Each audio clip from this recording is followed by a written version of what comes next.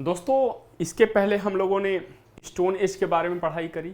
Stone age के बाद हम लोगों ने हड़प्पा सिविलाइजेशन के बारे में विस्तार से देखा, इससे संबंधित प्रश्न भी देखे जो कि स्टेट राज्य लोक सेवा आयोग या संघ लोक सेवा आयोग में आए थे। अब इसके बाद हम लोग वैदिक सभ्यता पे आ रहे हैं। वैदिक सभ्यता मतलब क्या? देखिए, वैदिक सभ्यता का जो निर्धारण किया गया है वह वेदों की रचना के आधार पर किया गया। अगर हम इसके काल निर्धारण की बात करें तो यह 1500 बीसी से लेकर, बिफोर क्राइस्ट से लेकर 600 बीसी तक इसका क्या होता है, काल निर्धारण होता है। ठीक, इस अवधि में 4 वेद लिखे गए, 4 वेद लिखे गए और उनसे संबंधित और साहित्यों की रचना हुई। तो इनसे संबंधित और साहित्यों की रचना हुई। तो इन्हीं 4 वेदों और इन साहित्यों को मिलाकर वैदिक साहित्य कही जाती है। और वैदिक साहित्य से संबंधित जो सभ्यता था उसको वैदिक सभ्यता कहा जाता है। ठीक, एक ये सामान्य सी बात हो गई। अगर हम और देखें इसमें, हालांकि हम लोग यहाँ पे देखेंगे, तो अगर हम कुछ और देखें इसमें, तो सैंधव सभ्यता के बाद जो है कि इसकी भारत में इसका प्रादुर्भाव होता है। ठीक है, भारत या भारतीय उपमहाद्वीप में इसका प्रादुर्भाव होता है। कई बार इसे आर्य सभ्यता भी कहा जाता है। और जो इसका ज्ञान होता है, उसका जो ज्ञान होता है सबसे पहले ऋग्वेद से होता है। इस आधार पे हमको ये पता चलता है कि वैदिक सभ्यता का जो सबसे पहला ज्ञान होता है वह ऋग्वेद से होता है। इसका मतलब ऋग्वेद सबसे प्राचीन वैदिक ग्रंथ है। ठीक है, और सबसे प्राचीन वैदिक ग्रंथ है, इसलिए सबसे अधिक महत्वपूर्ण भी है। क्या है? सबसे अधिक महत्वपूर्ण है। रीजन बिंग कि हड़प्पा सभ्यता के बाद सीधे वैदिक सभ्यता का आना। ठीक, और इस वैदिक सभ्यता के बारे में केवल ऋग्वैदिक सभ्यता के बारे में केवल और केवल जानकारी ऋग्वेद से मिलना। ठीक, तो ये इसलिए महत्वपूर्ण हो जाता है। और ऐसा सामान्यतः माना गया है, ऐसे कुछ जो है पुरातत्वविद हैं, इतिहासकार हैं, जो कहते हैं कि आर्यों ने अपने आक्रमण के द्वारा सैंधव सभ्यता का विनाश कर दिया। लेकिन इस विचार के संदर्भ में अभी तक कोई भी जो है कि पुरातात्विक साक्ष्य या ठोस साक्ष्य नहीं प्राप्त हुआ है। इसलिए इसे एक हाइपोथेसिस ही माना जा सकता है, एक कल्पना ही माना जाता है। ठीक, अब देखिए, यह भारत की ऐसी प्राचीन सभ्यता है, वैदिक सभ्यता, जहां पे कि भारत के प्राचीनतम ग्रंथों की रचना हुई। अगर हम बात करें हड़प्पा सिविलाइजेशन की, तो यह भारत की प्राचीनतम सभ्यता है, ये तो हम सभी लोग जानते हैं। लेकिन वैदिक सभ्यता ऐसी प्राचीनतम सभ्यता है जहां पे भारत में के जो प्राचीनतम ग्रंथ है, वेद, उनकी रचना हुई। ठीक है, वैदिक जो है वेद शब्द से बना हुआ है। वेद का जो अर्थ होता है, शाब्दिक अर्थ होता है, वह ज्ञान होता है। और वैदिक सभ्यता के जो निर्माता थे, वैदिक संस्कृति के जो निर्माता थे, वो आर्य थे। इसलिए आर्य शब्द का कई बार जो है अर्थान्वेषण से संबंधित परीक्षाओं में प्रश्न पूछ देता है कि इस आर्य जो है, वैदिक सभ्यता की जो निर्माता आर्य थे, तो इस आर्य का अर्थ क्या है? तो इस आर्य का अर्थ हमें ध्यान रखना है, श्रेष्ठ है या उत्तम है या अभिजात है या कुलीन है या उत्कृष्ट है। ये 4-5 जो अर्थ हैं, ये परीक्षाओं में आपसे पूछे जाएंगे। इनमें से कोई एक रहेगा या एक से अधिक रहेगा, तो ऑप्शन डी, ठीक है, आपसे रहेगा ऑल ऑफ द एबव। तो यह उसे करना है। अगर आर्य शब्द के सबसे पहले प्रयोग की बात करी जाए तो मैक्स मूलर ने 1853 में, कब? 1853 में सबसे पहली बार आर्य शब्द का प्रयोग एक श्रेष्ठ जाति के आशय से किया था। श्रेष्ठ जाति के आशय से किया था। ठीक है, यह हमें ध्यान देना है। और अगर हम बात करें कि आर्यों की भाषा क्या थी, तो आर्यों की भाषा कौन सी थी? संस्कृत। कौन सी? संस्कृत। ठीक, ये आर्यों की भाषा थी। अब हम आते हैं वापस अपने वैदिक साहित्य पे। देखिए, जो वैदिक साहित्य रचे गए, ठीक। तो सबसे जो प्रारंभिक वैदिक साहित्य हैं उनको कई बार श्रुति कहा जाता है और कई बार संहिता कहा जाता है। तो श्रुति और संहिता में बेसिकली अंतर क्या है ये हमें जानना जरूरी है। देखिए, जब ऋग्वेद को हम सभी जानते हैं कि उसको कहा जाता है कि यह मतलब इंसानों के द्वारा नहीं लिखा गया है, यह सीधे ईश्वरीय ज्ञान के रूप में प्राप्त हुआ।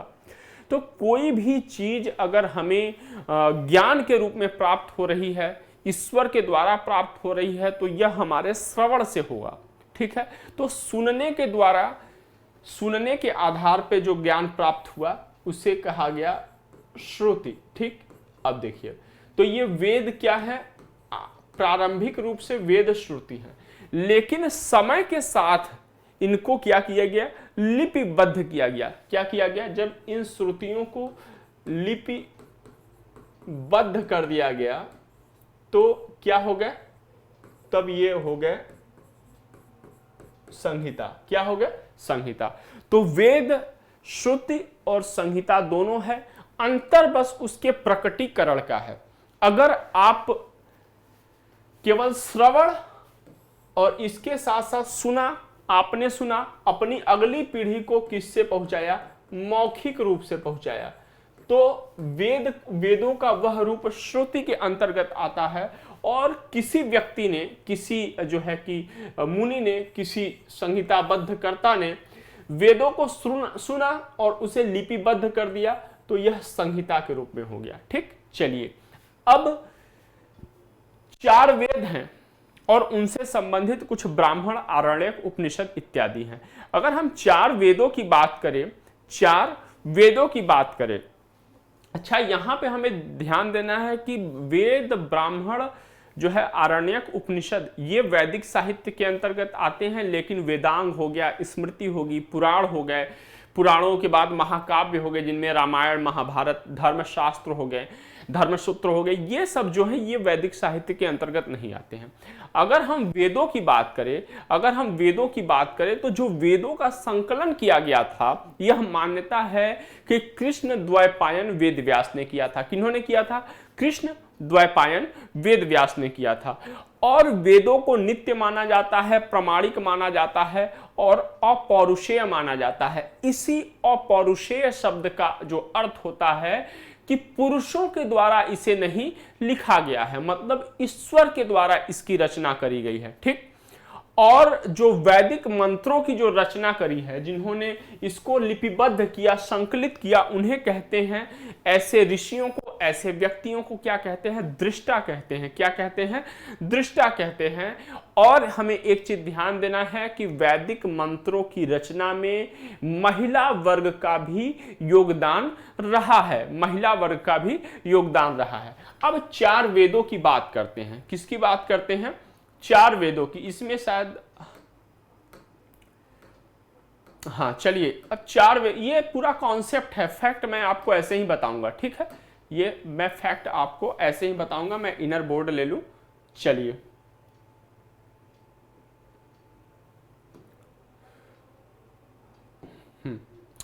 अब वेदों की संख्या कितनी है? वेदों की संख्या है 4। 4 में कुछ ऐसे वेद हैं जिनकी रचना सबसे पहली हुई। तो 4 में जो पहला वेद है वो है ऋग्वेद। ठीक। 4 में जो पहला वेद है ऋग्वेद, और ऋग्वेद से जो संबंधित काल है, ऋग्वेद से जो संबंधित काल है, इस पे नहीं दिख रहा है, पतला है, यहीं पे मैं बताता हूं। जो ऋग्वेद से संबंधित काल है उसको कहा जाता है ऋग्वैदिक काल। ऋग्वैदिक काल कहा जाता है। ठीक है। लेकिन ऋग्वैदिक काल के बाद के समय में 3 और वेदों की रचना हुई। इसके बाद के समय में सामवेद, यजुर्वेद, अथर्ववेद। तो सामवेद, यजुर्वेद, अथर्ववेद के पीरियड को कहा जाता है उत्तर वैदिक काल। क्या कहा जाता है? उत्तर वैदिक काल। तो इसी को आधार बनाकर अध्ययन की सुविधा से वैदिक संस्कृति को 2 भागों में विभाजित कर दिया गया। ऋग्वैदिक काल 1500 बीसी से लेकर 1000 बीसी के बीच, और उत्तर वैदिक काल 1000 बीसी से लेकर 1600 बीसी के बीच। ठीक।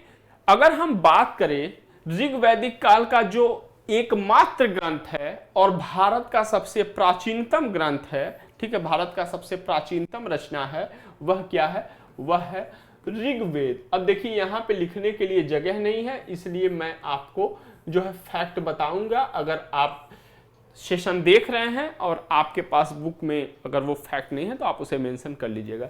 ऋग्वेद, ठीक है, विश्व की पहली प्राचीनतम, विश्व की जो है प्राचीनतम रचनाओं में से एक मानी जाती है और भारत की सबसे पहली या प्राचीनतम ग्रंथ है। ठीक, ऋग्वेद में 10 मंडल हैं, 1028 सूक्त हैं और लगभग 10,600 मंत्र या ऋचाएं हैं।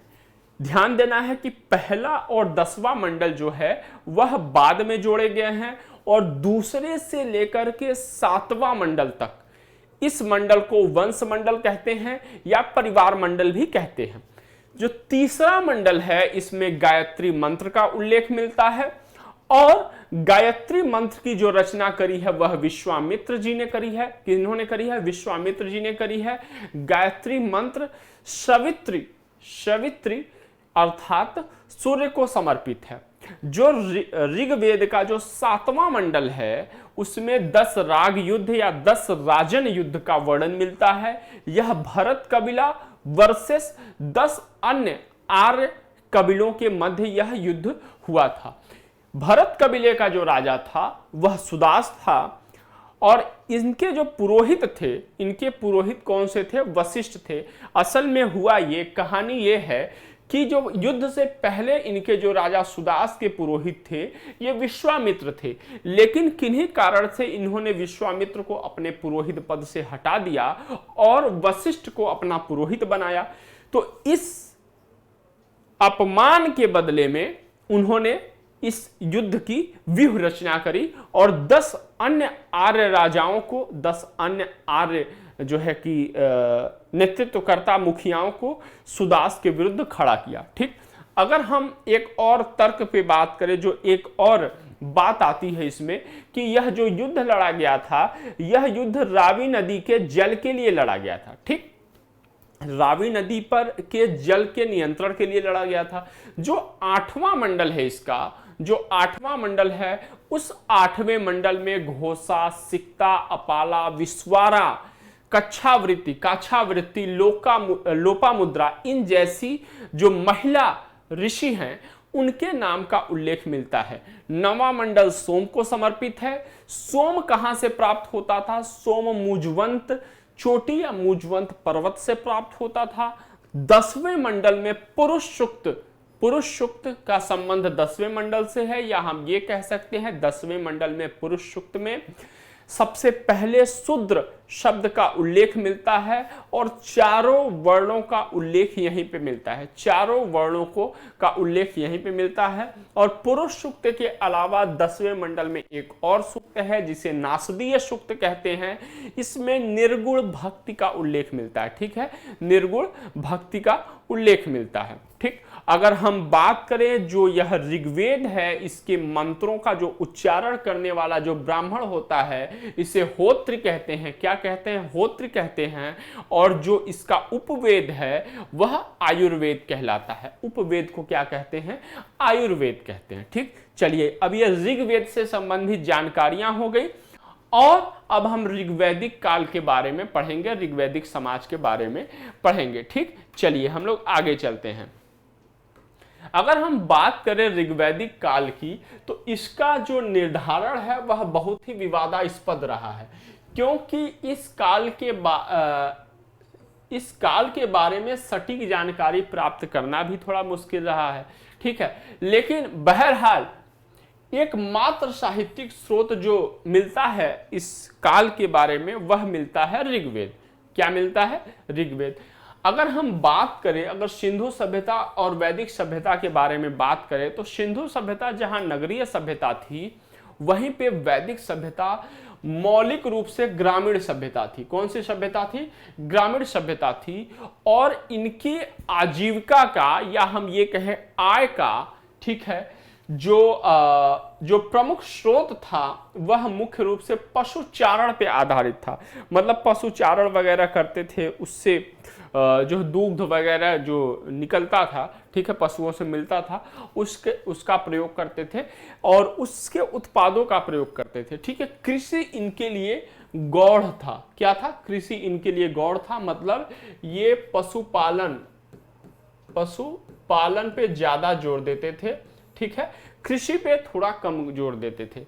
अगर हम एक अनुमान की बात करें, जिससे कि अनुमान ये लगाया जाता है कि वैदिक आर्य ईरान से होकर भारत आए थे, मतलब मध्य एशिया से ईरान से होते हुए ये भारत आए थे, तो एक 1400 ईसा पूर्व या 1400 बीसी का एशिया माइनर, मतलब तुर्की के आसपास का क्षेत्र, वहां पे से बोगज कोई अभिलेख मिलता है और इस बोगज कोई अभिलेख में ऋग वैदिक काल के 4 देवताओं का उल्लेख मिलता है।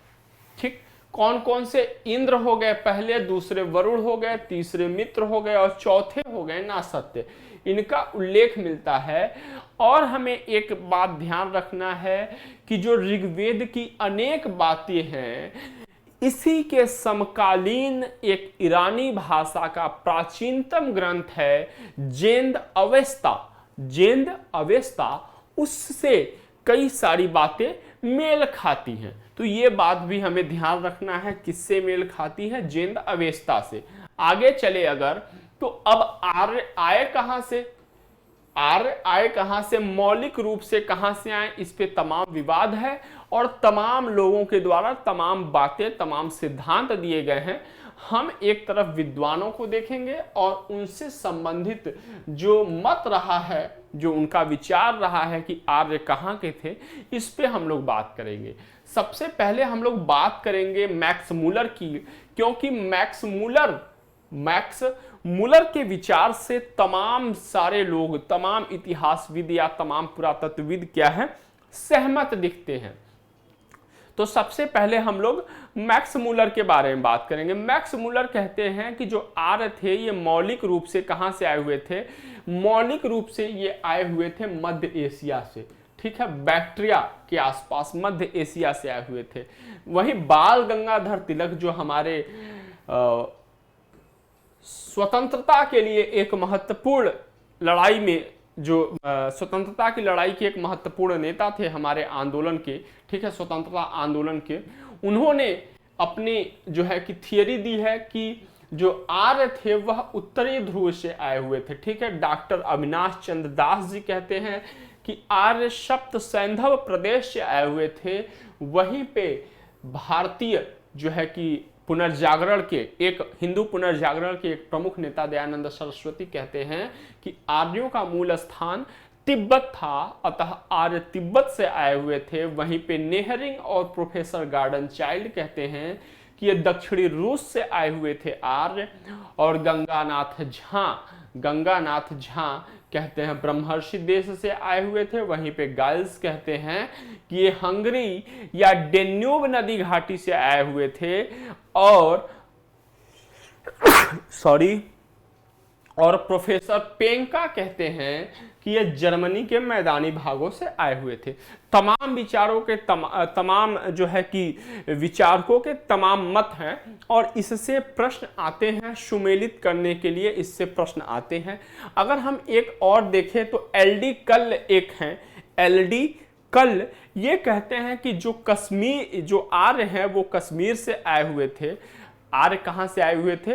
कश्मीर से आए हुए थे। ठीक है, अगर हम बाल गंगाधर तिलक के पुस्तक की बात करें तो इनकी पुस्तक है Arctic home of Aryan, Arctic home of Aryan इनकी पुस्तक है, या आर्कटिक होम ऑफ वेदास इनकी पुस्तक है। इसी में इन्होंने ये बात कही हुई है। ठीक, चलिए आगे देखते हैं। अब अगर हम भौगोलिक विस्तार की बात करें, आर्यों के भौगोलिक विस्तार की बात करें, तो प्रारंभिक हम सभी ने देखा तो निवास स्थल, प्रारंभिक तौर पे इसकी जानकारी का मुख्य स्रोत ऋग्वेद है, हम सभी ने देखा। और निवास स्थल के लिए, इनके निवास स्थल के लिए सप्त सैंधव प्रदेश का उल्लेख मिलता है कि सप्त सैंधव प्रदेश में आर्य बसे थे, तो निवास के रूप में सप्त सैंधव प्रदेश का उल्लेख मिलता है। अगर इस सप्त सैंधव प्रदेश का हम अर्थ निकालें तो इसका अर्थ निकलता है 7 नदियों का क्षेत्र। 7 नदियों के क्षेत्र की अगर बात करी जाए कि कौन कौन सी नदी थी, तो सिंधु थी, सरस्वती थी, सिंधु, सरस्वती, सतुद्री, ठीक है, सतुद्री को सतलज कहा गया है, विपाशा जिसे व्यास कहा गया है, परुष्णी जिसे रावी कहा गया है, वितस्ता जिसे झेलम कहा गया है, और अस्किनी जिसे चेनाब कहा गया है। ये सप्त सैंधव प्रदेश की 7 नदियां थी। इन्हीं 7 नदियों के जो 7 नदियों का जो घाटी है, यहीं पे वो बसे, इसीलिए सप्त सैंधव प्रदेश कहा जाता है। एक चीज आप यहाँ पे ध्यान रखिएगा, जैसे मैंने यहाँ पे सतुद्री, सतलज, विपाशा, व्यास, परुष्णी, रावी, वितिस्ता, झेलम और अस्किनी, चेनाब बोला, तो ये उनके साथ ब्रैकेट में नाम लिखते चले जाइएगा, क्योंकि आपसे परीक्षा में प्रश्न पूछा जाता है कि सप्त सैंधव प्रदेश की निम्नलिखित प्राचीनतम नदियों को उनके आधुनिक नामों से सुमेलित करिए, तो वहां पे ये आपके लिए सहायक सिद्ध होंगे। तो ये यह है, ठीक। अगर हम देखें जो ऋग्वेद से जानकारी प्राप्त होती है, या जो सप्त सैंधव प्रदेश का जो विस्तार है वह अफगानिस्तान, पंजाब लेते हुए पश्चिमी उत्तर प्रदेश तक था, ठीक है। अगर हम देखें तो सतलज से यमुना तक का जो क्षेत्र है वह ब्रह्मवर्त कहलाता था, और मनुस्मृति में सरस्वती और द्विपदती नदियों के बीच के प्रदेश को ब्रह्मवर्त पुकारा गया है, और इसी ब्रह्मवर्त को ऋग्वैदिक सभ्यता का केंद्र माना जाता है। इसी ब्रह्मवर्त क्षेत्र को ऋग्वैदिक सभ्यता, मतलब सरस्वती और द्विपदती नदी के बीच के क्षेत्र को ऋग्वैदिक सभ्यता का केंद्र माना जाता है। अगर हम आगे बात करें तो गंगा और यमुना के दोआब क्षेत्र और उसके सीमावर्ती क्षेत्रों पर भी आर्यों ने क्या किया था, कब्जा कर लिया था, और इसे ब्रह्मर्षि देश कहा गया। तो आपसे प्रश्न पूछे कि गंगा और यमुना का दोआब क्षेत्र और उसके आसपास का क्षेत्र किस नाम से जाना जाता था पहले, तो उसे क्या कहा जाता था, ब्रह्मर्षि देश कहा जाता था। और जब बाद में संपूर्ण उत्तर भारत में इनका विस्तार हो गया, तो इसे क्या कहा जाने लगा, पूरे क्षेत्र को आर्यावर्त कहा जाने लगा। और आर्यावर्त क्या है, हमारे देश भारत का क्या है, एक नाम है, हमारे देश भारत का एक नाम है। चलिए आगे चलते हैं। अगर हम पूरी वैदिक संहिता की बात करें तो यहां पर 31, ठीक है, 31 मतलब 31 नदियों का उल्लेख मिलता है। कुल वैदिक सभ्यता की मैं बात कर रहा हूं, वैदिक साहित्य की मैं बात कर रहा हूं, मतलब 4 वेद, उनसे संबंधित ब्राह्मण ग्रंथ, उनसे संबंधित आरण्यक और उनसे संबंधित उपनिषदों की मैं बात कर रहा हूं। लेकिन अगर यहीं पे हम ऋग्वेद की बात करें तो यहां पे केवल 25 नदियों का उल्लेख मिलता है, केवल 25 नदियों का उल्लेख मिलता है। लेकिन हमें एक चीज और ध्यान रखना है कि जो ऋग्वेद का नदी सूक्त है, उसमें 21 नदियों का वर्णन किया गया। अब देखिए, इसे हम इस तरीके से देख सकते हैं, थोड़ा मैं इसे इरेज कर दूं। देखिए, जो हमारा पूरा वैदिक लिटरेचर है, टोटल वैदिक लिटरेचर, ठीक, TVL, यहाँ पे थोड़ा सा जो है जगह कम है, इसलिए शॉर्ट फॉर्म में लिख रहे हैं। तो टोटल वैदिक साहित्य जो हमारा कुल वैदिक साहित्य है, ठीक है, इसमें 31 नदियों का उल्लेख किया गया, 31 रिवर्स, ठीक। अगर हम ऋग्वेद देखें तो यहाँ पे कितने नदियों का उल्लेख किया गया है, यहाँ पे 25 नदियों का उल्लेख किया गया, 25 नदियों का उल्लेख किया गया, ठीक है। अगर हम जो है कि नदी सूक्त किसका, ऋग्वेद का के अंतर्गत देखें तो यहाँ पे 21 नदियों का उल्लेख किया गया है, हमें यह ध्यान रखना है। अगर ये चीजें परीक्षा में पूछी जाती हैं, कंफ्यूज हो जाते हैं लोग, इसे हमें ध्यान रखना है। और जो सर्वाधिक महत्वपूर्ण नदी थी इस काल की, वह सिंधु नदी थी। सर्वाधिक महत्वपूर्ण नदी जो थी वह सिंधु नदी थी, लेकिन सबसे पवित्र नदी जो थी वह सरस्वती नदी थी। अलग अलग चीजें हैं। सर्वाधिक महत्वपूर्ण नदी सिंधु नदी, ठीक, लेकिन सबसे पवित्र नदी सरस्वती नदी, सबसे पवित्र नदी सरस्वती नदी। इसे देवी तमा कहा जाता है, माते तमा कहा जाता है, नदी तमा कहा जाता है। और हमें एक बात ध्यान देना है कि ऋग्वेद में गंगा नदी का 1 बार उल्लेख हुआ है, जबकि यमुना नदी का 3 बार उल्लेख हुआ है। इससे भी पता चलता है कि ये गंगा और यमुना के घाटी में ये आ चुके थे, लेकिन इनका उल्लेख कम बार हुआ है, 1 और 3 बार हुआ है अपेक्षाकृत। अन्य जो है कि उल्लेखित यहाँ पे वो है, उनकी अपेक्षाकृत बहुत ही कम हुआ है। तो इससे हमें ये भी पता चलता है कि यहाँ पे जो इनका प्रसार था वह अंतिम ऋग्वेद की रचना काल के अंतिम समय में हुआ, या यह कह सकते हैं कि ऋग्वैदिक काल के अंतिम चरण में हुआ। चलिए आगे देखें। अब देखिए, अच्छा इसको हम लोगों ने देख ही लिया। अब देखिए ऋग्वैदिक कालीन नदियां हैं, कुछ महत्वपूर्ण नदियां हैं ऋग्वैदिक कालीन, ठीक है, कुछ महत्वपूर्ण नदियां हैं ऋग्वैदिक कालीन। एक तरफ उनके प्राचीन नाम है, दूसरे तरफ आधुनिक नाम है। सामान्यतः पुस्तकों में दिया होता है, ऐसा कोई बात नहीं है। अगर आपके पास पुस्तक है तो फिर उसी से कंटिन्यू करिए, लेकिन मेरे साथ रिपीट कर लीजिए। तो परुशड़ी वैदिक जो संहिता है, वैदिक सभ्यता है, ठीक है, वैदिक ग्रंथ है, उसमें परुशड़ी नदी का उल्लेख किया गया है। और अगर परुशड़ी नदी का हम आधुनिक नाम देखें तो इसका आधुनिक नाम रावी है। दूसरी नदी हमारी सतुद्री है, सतुद्री का जो आधुनिक नाम है वह सतलज है। अगर हम तीसरी नदी की बात करें तो अस्किनी है, अस्किनी को चिनाब भी कहा जाता है और चेनाब भी कहा जाता है, सहूलियत के हिसाब से जो लोग बोल देते हैं, जैसी आदत होती है। वितस्ता हो गई, इसका आधुनिक नाम झेलम है। विपाशा हो गई, इसका आधुनिक नाम व्यास है। अब इसे ऐसे कह सकते हैं विपाशा व से विपाशा व से व्यास, ठीक है, विपाशा वासु, ठीक है। चलिए गोमती नदी, इसे गोमल कहा गया जाता है आधुनिक काल में, ठीक है। कुभा नदी, ठीक है, इसे काबुल कहा जाता है। सदानीरा, इसे गंडक नदी कहा जाता है। क्रुमु मतलब कुर्रम, ठीक है, क्रुमु मतलब कुर्रम नदी। और सिंधु मतलब इंडस, वर्तमान नाम क्या है, इसे इंडस भी कहते हैं, सिंधु भी कहते हैं, सभी नाम से इसे जानते हैं, ठीक है। चलिए आगे चलते हैं। अगर देखें तो अगर सामाजिक स्थिति की बात करें तो ऋग्वैदिक समाज क्या था, पितृसत्तात्मक समाज था। ऋग्वैदिक समाज कैसा समाज था, पितृसत्तात्मक समाज था, ठीक। जबकि हम लोगों ने देखा था कि आपका हड़प्पा सभ्यता जो था उस पे संभावना क्या थी कि यह संभावना मात्र सत्तात्मक, यह समाज क्या था, मात्र सत्तात्मक था। लेकिन ऋग्वैदिक समाज क्या था, पितृसत्तात्मक था। और सामाजिक संगठन का जो आधार था वो गोत्र या जन्म मूलक था।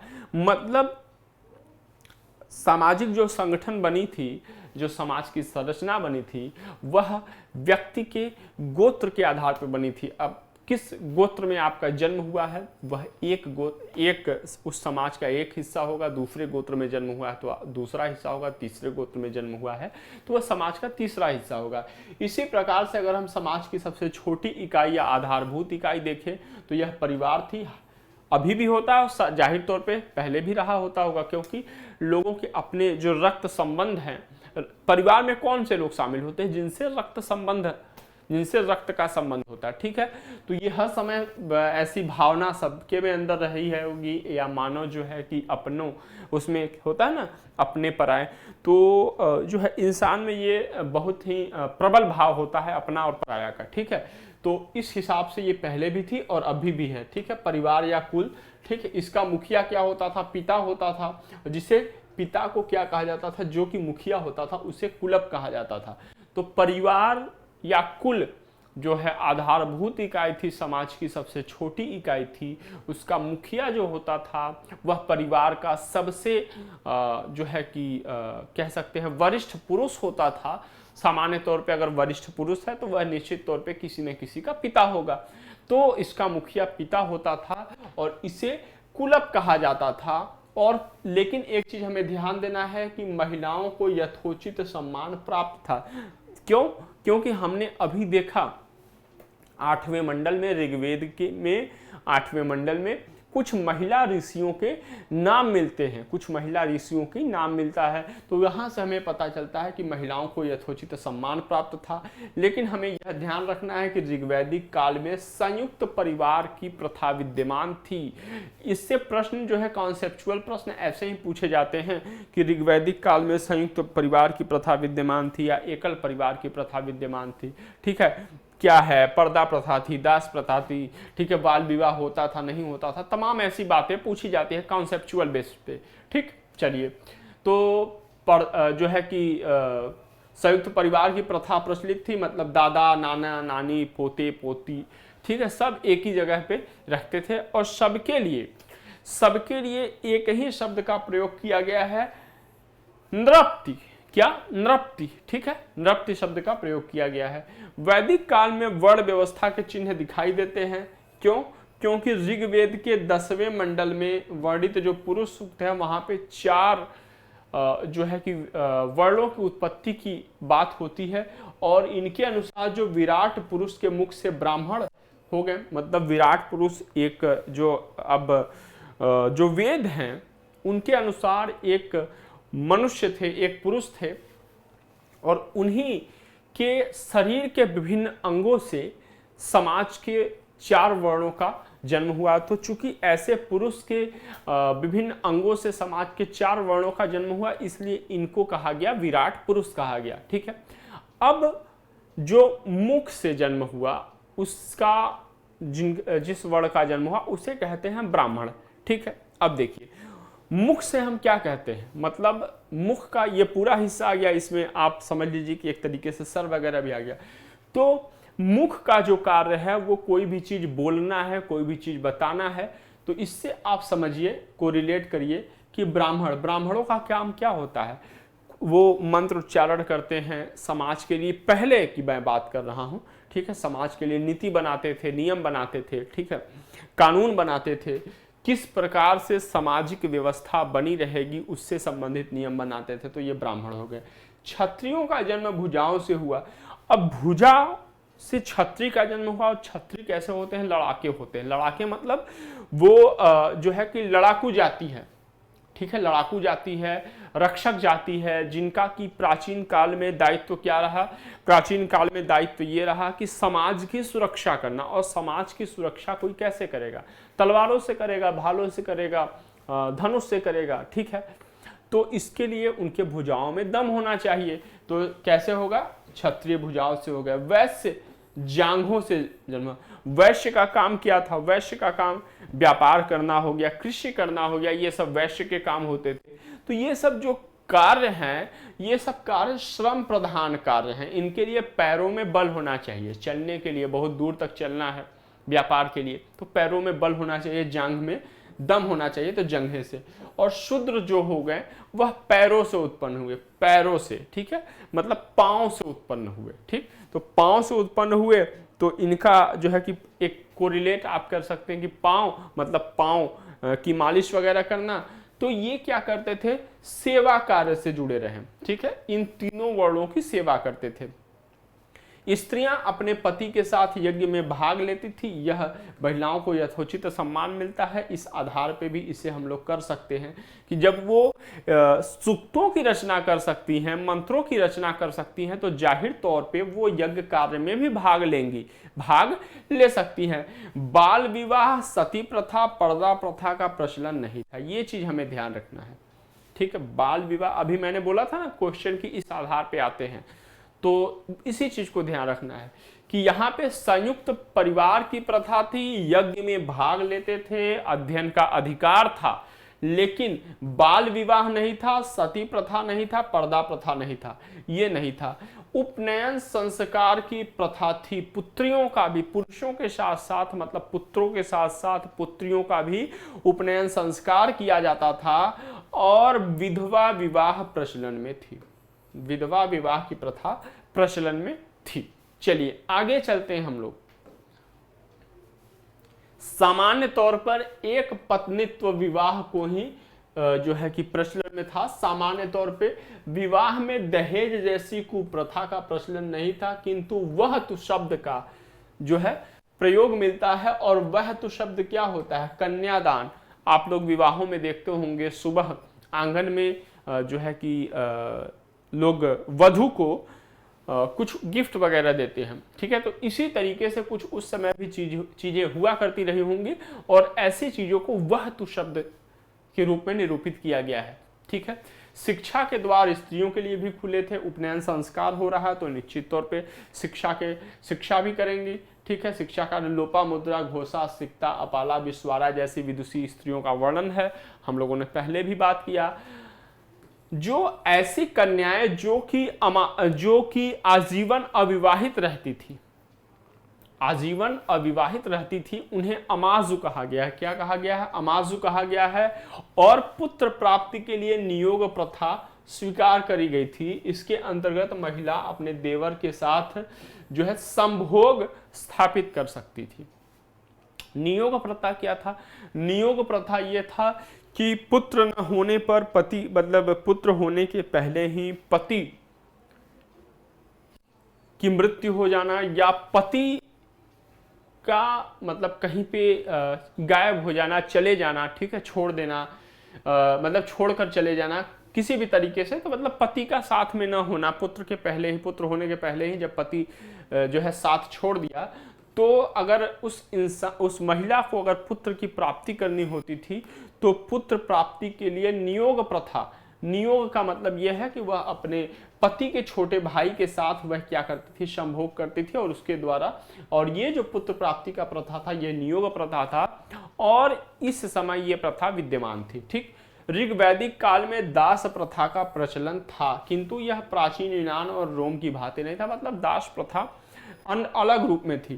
तो यहां से हम लोग देखिए, यहां से आप लिस्ट बनाइए क्या क्या नहीं था। देखिए, बाल विवाह नहीं था, सती प्रथा नहीं था, पर्दा प्रथा नहीं था, ये चीज हमें ध्यान रखना है। विधवा विवाह प्रथा था, नियोग प्रथा था, दास प्रथा था, ठीक है। दास प्रथा के साथ साथ उपनयन संस्कार का प्रथा था, महिलाएं पढ़ सकती थी, इसका भी प्रथा, ये भी मतलब चलन में था।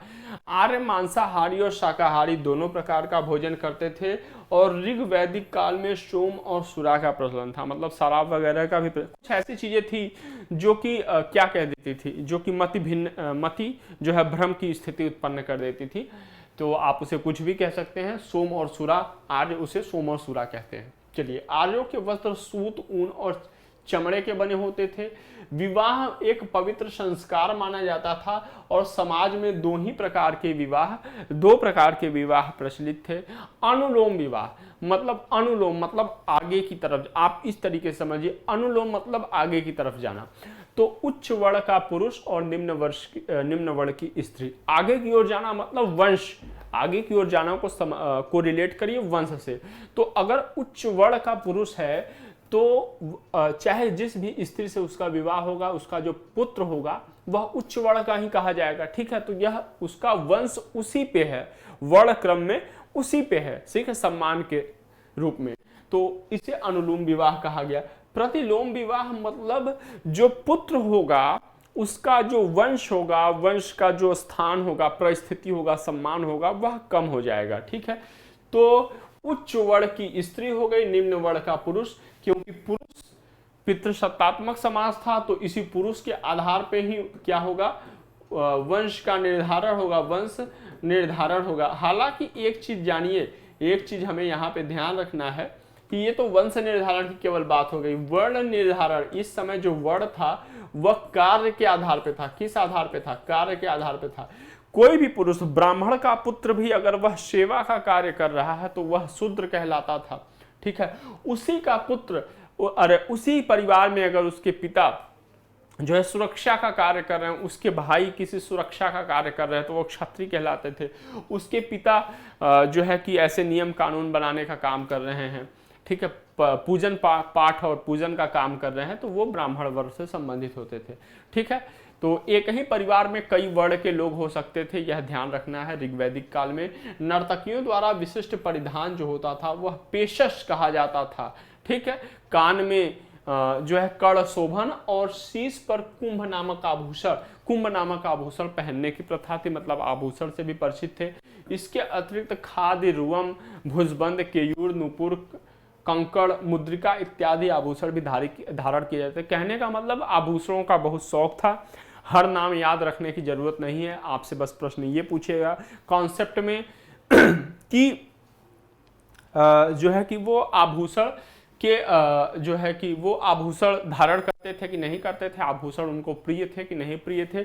अगर एकाध रहते आभूषण, एकाध रहते तो ये संभावना बनती कि नहीं आभूषणों का उतना महत्व तो नहीं था, लेकिन आभूषणों के नाम आप देखिए, आभूषणों की संख्या देखिए, इस आधार पर यह पता चलता है कि नहीं आभूषण धारण करना उनका पसंदीदा, मतलब उनको पसंद था। ठीक है, चलिए विपज शब्द का प्रयोग ऋग्वेद में, विषज शब्द का प्रयोग ऋग्वेद में वैद्य के लिए होता था। ठीक है, और विषज किसको कहा जाता है? अश्विन देवता को कहा जाता है। यक्षमा मतलब तपेदिक का उल्लेख अनेक स्थानों पर हुआ है।